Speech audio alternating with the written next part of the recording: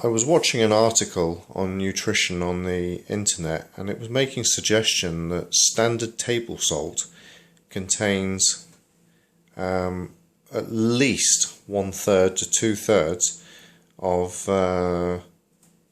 sand and also glass, and that this actually damages the inside of your arteries and causes a problem, and that in fact you should drink up to 4 litres a day of water and have proper salt in the water, which is actually healthy for you because that causes electrolytes in your body.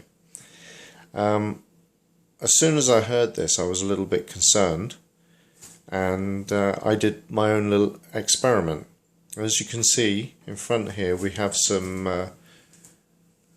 mineral water bought from a store. The same mineral water has been put in these 2 glasses. Now, out of my cupboard I found some table salt, and basically I poured the same amount of that table salt into this glass with the water as I did this salt, which is sea salt 100% natural.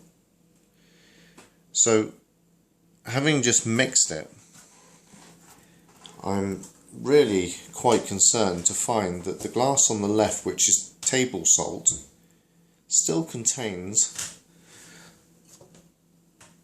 lots of stuff in the bottom, and we've tried mixing this several times. The sea salt has completely dissolved.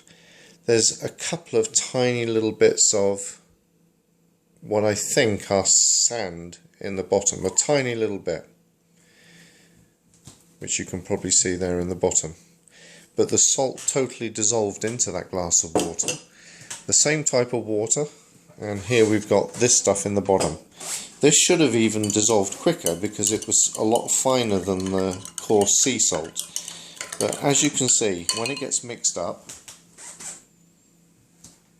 allow it to settle, and we only saw a very slight reduction in the height of whatever that is in the bottom of the glass.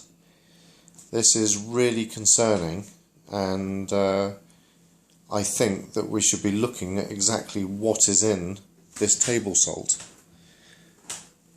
This says it's table salt super value.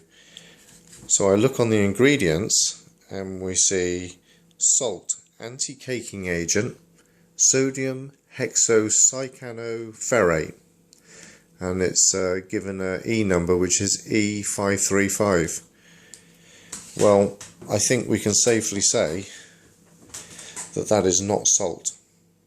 A property of salt is that you can have a completely full glass of water and you can slowly add salt, and as it dissolves it doesn't cause the glass of water to overflow because the water molecules are relatively large, and the dissolved salt fits in between the water molecules without actually increasing the volume. It just increases the density, which means that it's heavier. This is the reason why you float better in salty water, and in fact in the Dead Sea you can't even get under the water if you tried, which I did try that a couple of years ago.